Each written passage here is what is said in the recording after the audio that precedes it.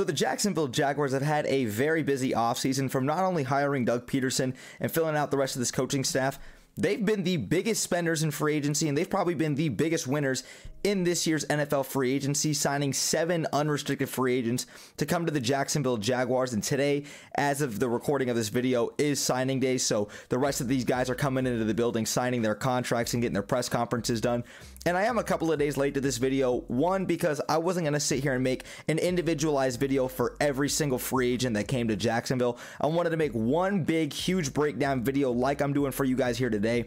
But also, I just got back yesterday on the 16th, a little bit later in the evening from Tampa and St. Petersburg area. It's my spring break. I needed to take some time for myself. So now that I'm back in Jacksonville, the Jaguars gave me a lot of great content to make for you guys today. So honestly, BJ, you know the grind don't stop. So let's get right into this video, yo.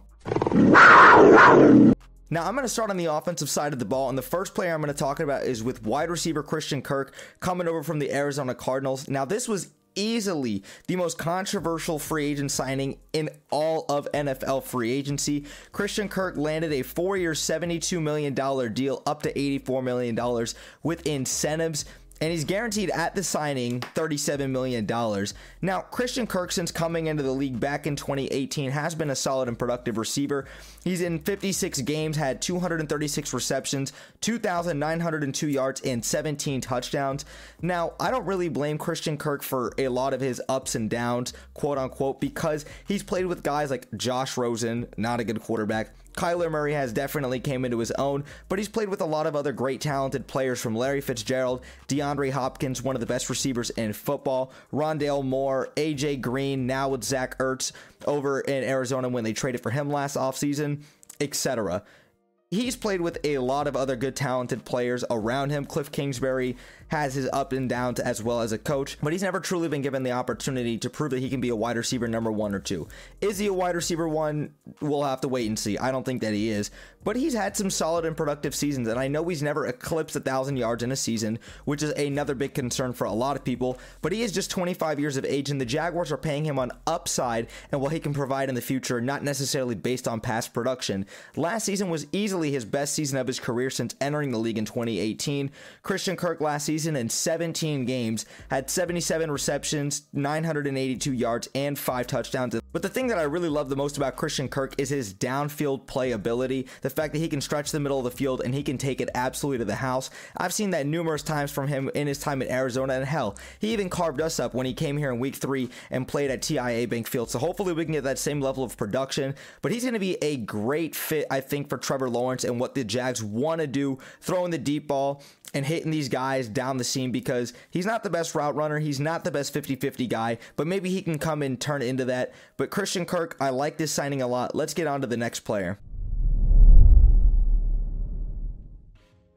I'm going to stick with the wide receivers, and I'm going to go to Zay Jones next, coming over from the Las Vegas Raiders. Zay Jones signed a 3-year, $24 million deal, and he's guaranteed $14 million at the signing. And kind of a similar situation with Christian Kirk. The Jaguars are not paying Zay Jones based on past production. They're paying him based on production in the future and what he can hopefully turn into. But the big thing with Zay Jones is, before I even get into the football aspect of it, is you hear this guy in the way that he carries himself, and you've seen it in press conferences from a couple I've searched up on YouTube as well, and the way guys speak very highly of him. That's something you want in a locker room. That's something any general manager, scouting reporter, or a head coach will tell you, that they want guys that are going to fit into their locker room, especially when you're trying to build a culture that's absolutely shot right now in Jacksonville, and Doug Peterson's working to build that way up. I've seen him on the sidelines talking to former interim head coach for the Raiders, Rich Pisala, and he seems like a great guy. Derek Carr spoke very highly of him. Let me play you guys that clip really quickly. Big Zay Jones, man. See him go out there and make that happen, man. That's like seeing your brother go out there and do something crazy. So shout out to Isaiah Jones. Zay is my brother. He's always been there for me, and when I needed him the most, he was there for me. And regardless if he caught that ball or even went on that route, he's family to me. But the fact that he did, I just get to celebrate him, right? I get to celebrate his success. He had a rough time in Buffalo, and he found home here, and I hope he finds home here for a long time, because I love that guy so much. But as you can see, Zay Jones seems like a terrific guy and someone anybody would want in their locker room. I mean, I'm really hoping that he turns out into a guy that really exceeds expectations, because I think he's definitely capable of that, playing in the slot. He runs a very good out route. I know that's super simple, but like, if it's effective, and I've seen him do it a million times in the Raiders, I want to see him do it again. And Zay Jones, since entering the league as a former second-round pick back in 2017 by the Buffalo Bills, in 79 games he's appeared in, he has 171 receptions, 1,884 yards, 11 touchdowns, and he got traded to the Oakland Raiders before they became the Vegas Raiders.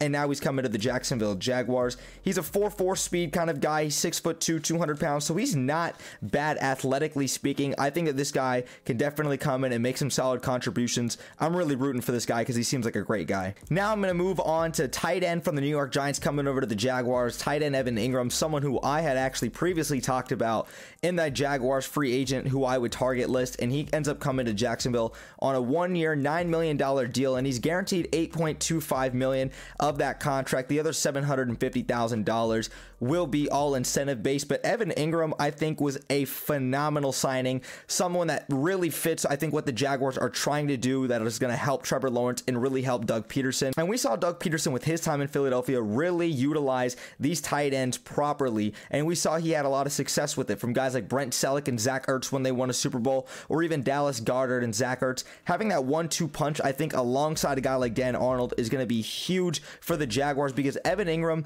has a bad stigma and has a bad rep on him, even though he's actually a very good tight end. He's honestly more like a slot receiver because he's such a fast and just tall, lengthy, athletic tight end. He's not really a run blocking tight end with a guy like Chris Manhertz, but you put him alongside a guy like Dan Arnold, who is a very nice complementary piece that can eventually turn into a tight end number one. We'll have to see.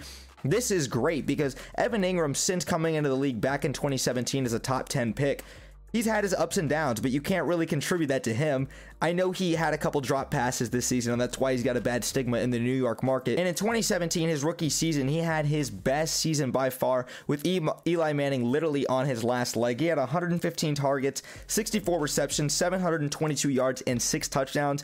And like I said, he's been a little inconsistent just because of the situation he's been in with a bad team, bad quarterback play, etc. But he did have a solid season last year. Nothing really to sneeze at, though. 73 targets, 46 receptions, 408 yards, and 3 touchdowns, but he's also got Daniel Jones throwing him the ball. Let's put that into its proper perspective.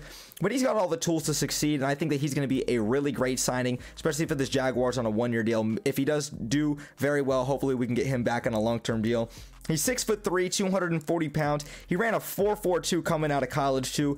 He's going to be utilized very well alongside a guy like Dan Arnold, and I really think that we're going to line Evan Engram up in the slot a lot. I'm excited to see what we do with him. That was a really nice signing to help Trevor Lawrence. And then the last signing on the offensive side of the ball is all-pro right guard Brandon Scherff, coming over from the Washington Commanders. Brandon Scherff signed a 3-year, $49.5 million deal, and he's guaranteed $30 million of that on the signing day. This was a huge and easily the biggest splash for the Jacksonville Jaguars. The only guy that is legitimately proven out of our entire free agent class, I would say on a consistent basis. He's a 5-time Pro Bowler, 1-time All-Pro. And the big question with Brandon Scherff has always been injuries. He has been injury riddled, but I do think that this offensive line still looks a little bit suspect. I'm curious to see what the Jaguars do. But with Brandon Scherff coming in here and really shoring up that right guard position, that would make me assume that a guy like Ben Bartch is going to move over to the left guard position now that Andrew Norwell's with the Washington Commanders. You've got Cam Robinson and Jawan Taylor / Walker Little out on the tackles, and then I expect Brandon Leonard to be cut soon, but we'll have to see how that works out now that we got Tyler Shatley back. This really helps shore up this offensive line when James Robinson comes back, helps keep Trevor Lawrence upright, and also Travis Etienne. This is going to help him out a lot. Great signing for getting Brandon Scherff, and he's played significantly well, especially last season, even through some of the injuries. In 697 offensive snaps, he allowed 0 sacks and only had 6 penalties, and that's a breath of fresh air, really coming from a guy like Jawan Taylor at the right tackle position who had 14 penalties last season. Brandon Scherff, what a great signing. Great job, Jags. Now let's transition into the defensive side of the ball, talking about the free agents that the Jaguars got on defense. And I'm going to start off with former Atlanta Falcons middle linebacker Foye Alukan. It's going to take me a while to get used to these names, you guys. Please bear with me. It really will. But great pickup for the Jaguars, getting him over from the Atlanta Falcons. If you guys remember correctly from my week 12, I think, or week 13 preview, whenever we played the Falcons, I spoke very highly of this guy, how under the radar he was flying in terms of the NFL community. And sure enough, he comes to Jacksonville, and I love this. He signed a 3-year, $45 million contract, and he's guaranteed $28 million at the signing. This was a phenomenal signing because when I saw this happen, I was like, great. Now Myles Jack can go to the weak side and he can really play back into his natural position.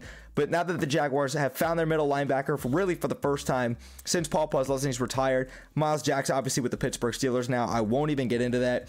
Foye is a great linebacker, former 6th-round pick out of Yale, who's really getting his opportunity now to shine on a bigger stage. Well, I won't even say bigger stage, just finally getting his opportunity now, more so with the contract. That's really what I mean. But he led the NFL in tackles last season. He's fast as hell. This guy reminds me a lot of Telvin Smith in that manner.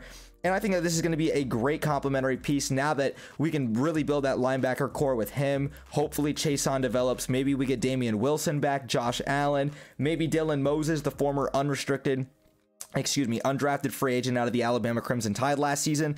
I think the Jaguars made a really nice move going out and getting him $28 million at guarantee, considering that he's only had one legitimate season of pure production. Yeah, you might be overpaying a little bit, but I think that you're paying this guy really on the upside of what he can potentially bring with a lot of these free agents. This was a very, very good signing, my favorite defensive signing by far. Now the next free agent signing coming over from the New York Jets is nose tackle Folorunso Fatsuki.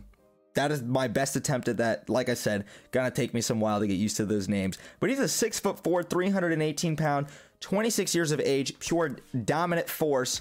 When we talk about at that nose tackle position, he signed a 3-year, $30 million deal, $20 million of that guaranteed. Similar thing, a little bit overpaid, but you know what? I don't care. I think that this is going to be a great piece to help that run defense shore up a lot on the defensive line, because you've still got guys like Devon Hamilton and Malcolm Brown eating up that middle part of the field where the run blocking is going to come through the A and B gap. Then you bring in Fatsuki, if that's how you pronounce it. And I honestly think that the Jaguars showed a lot of improvement from 2020 to 2021 through Joe Cullen, and now that we got Mike Caldwell as the defensive coordinator, in that 3-4 scheme where the Jaguars, I thought, were a lot better run defensively in general. And we saw our moments where our pass defense and our pass rush really got home and sacked the quarterback. I mean, hell, we did a great job versus Jonathan Taylor in Week 18. I think that this is going to be a good signing for a multitude of reasons. I like this a lot. Yeah, it might have been an overpay, but you know what? You got to do what you got to do. He's a great run stuffer. He reminds me a lot of Vita Vea down in Tampa Bay. This was a good signing. And then the last free agent signing for the Jaguars on the defensive side of the ball is cornerback coming over from the LA Rams, Darius Williams. He's getting a little bit of a homecoming. He's signing a 3-year, $30 million deal. I don't know what the guaranteed money is off the top of my head, but he did go to Bartram Trail High School for the first year. He was in high school, and then he did graduate from Creekside High School the other 3 years, I believe. So shout out to Bartram Trail High School, man. Product of 2019, you know the vibes. But Darius Williams, man, this was a great signing, and I think a lot of Jaguar fans actually expected this, considering when we heard all the reports heating up over these past couple of days. He is smaller, but he does not play like that. His physicality is second to none, and I'm just glad that the Jaguars got the best corner from the LA Rams coming over to the Jaguars. I mean, you can't make this stuff up. He is 5'9", 187 pounds. He has 6 career interceptions, even though he didn't register one last season. He's a very good outside corner, and it's curious to see as to how the Jaguars are going to utilize him, Shaq Griffin, and Tyson Campbell. My best guess is that Tyson and Darius are going to remain on the outside, considering that he only played 1 snap, I believe, last season in the nickel. So that makes me believe that Shaquille Griffin is going to move to the nickel, and I mean, we'll really have to see how that works out, considering what the matchups are and how Mike Caldwell wants to use this defensive scheme, considering that we're probably going to be playing a 3-4. I'm not sure how much nickel packages we're going to be running, but I do like him a lot, and I think this is a great signing. I'm happy to see that he took less money to come to Jacksonville. When have we ever seen a free agent take less money and say, I'm going to go play for the Jaguars? This man cares about the city. He cares about putting it on for his family and cares about the Jaguars. Shout out to you, Darius Williams, man, even though the Bears are better than the Knights. But if you want to compare his stats literally from 2021 to our guys and Shaquille Griffin and Tyson Campbell, let me read that off for you guys really quickly. Darius Williams last season, 81 targets, 53 receptions allowed, and he was number 6 in cornerback and total tackles. You compare those numbers to a guy like Tyson Campbell, who had similar numbers, 79 targets in comparison to 81. He did allow 53 receptions as well as Darius, which those numbers are pretty comparable. Then you talk about a guy in Shaq Griffin who only had 59 targets but allowed 41 receptions. Still pretty good either way. I'm excited to see what Darius Williams does, and I love the fact that he's coming back home, man. Shout out to Darius Williams. And some last And I have some last thoughts I want to leave you guys with before I actually end up and wrap up this free agent video. One is, I don't want a lot of Jaguar fans out here, panicking or being too worried about the cap situation, because that's the whole reason why we have so much cap space, is so that, if we need to overpay, you know what, we can overpay. And I'd rather be complaining about overpaying guys versus completely missing out on guys because we were being too stingy with our money.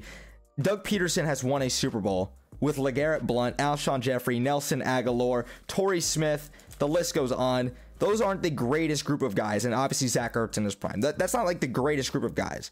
And Doug Peterson did that with a backup quarterback in Nick Foles. Doug Peterson knows what he's doing, so like the Jaguars don't have like the flashiest names out there, maybe except for Trevor Lawrence really on this team. But if you have a group of guys that know how to play together and know, you got the right system going, Doug Peterson get these guys going on the right track. That's something I definitely took note of, and that, I'm definitely going to be keeping an eye out too, because I'm not too worried so much about the talent discrepancy for the Jaguars right now. And that really leads me on to talking about the talent discrepancy, because the AFC South is such a weak division, poorest division. Houston Texans quarterback Deshaun Watson's about to be on the move, so the Texans are going to go right back to being a dumpster fire as well, depending on, I guess, what they get in return. But they're not going to have their, all-pro level type quarterback in Deshaun Watson anymore. The Indianapolis Colts traded Carson Wentz to the Washington Commanders. They're in shambles right now. I don't know what they're going to do with the quarterback position, but I hope Baker Mayfield goes there so that, we can sweep him twice a year, because Baker's a fraud. And then also you look at the Tennessee Titans. They got rid of Janoris Jenkins. They cut him. Deontay Freeman ended up signing elsewhere. I can't remember exactly where. And then obviously Julio Jones just got cut by the Tennessee Titans. And if you guys remember correctly, when the Titans actually traded for Julio Jones, I had made a reaction video saying, like, I'm not scared. I think that move's overrated. He's such an injury-prone guy, and plus he's past his prime. And sure enough, I was right. A lot of Titans fans got onto me, but you know what? That's one thing I can say I was right about. But, I'm just not intimidated by the AFC South. I'm not sitting here talking like the Jags are going to win it. I got to wait till we get closer to the season, and I can see what every team does after the draft. But, man, I'm seriously super excited, because the Jaguars, Doug Peterson and Trent Baalke, really grabbed this offseason by the balls and said, you know what, we're going to go and be competitive. We're going to make a push for the playoffs in 2022, and we're going to really go out there and try to compete and help Mr. Sunshine, Trevor Lawrence, back there. And that's really the big thing with it too, man. So I'm super excited, y'all. I need to hear your guys' thoughts down below. What did you guys make of this Jaguars offseason so far with all of these free agent signings? And I need to hear your guys' favorite free agent signing. Let me know in the comments down below as well. First of all, thank you guys so much for sticking around for the entire video. I know it was a long video, but seriously, thank you guys so much. If you guys enjoyed the content, make sure you give me a thumbs up. It takes 1 second and it helps me in the channel out tremendously. And hit the subscribe bell if you guys are new here and you guys want to see more NBA and Jacksonville Jaguars content that I do here on YouTube. Make sure y'all go follow me on Twitter and on Instagram at TheBrettJames1. I'm very, very, very active on there, so you guys can kind of stay a little more up to date with me as well outside of YouTube. Thank y'all again so much for sticking around throughout the entire video. Go Jags, baby. Brett James, aka BJ. I'm out, y'all. Peace.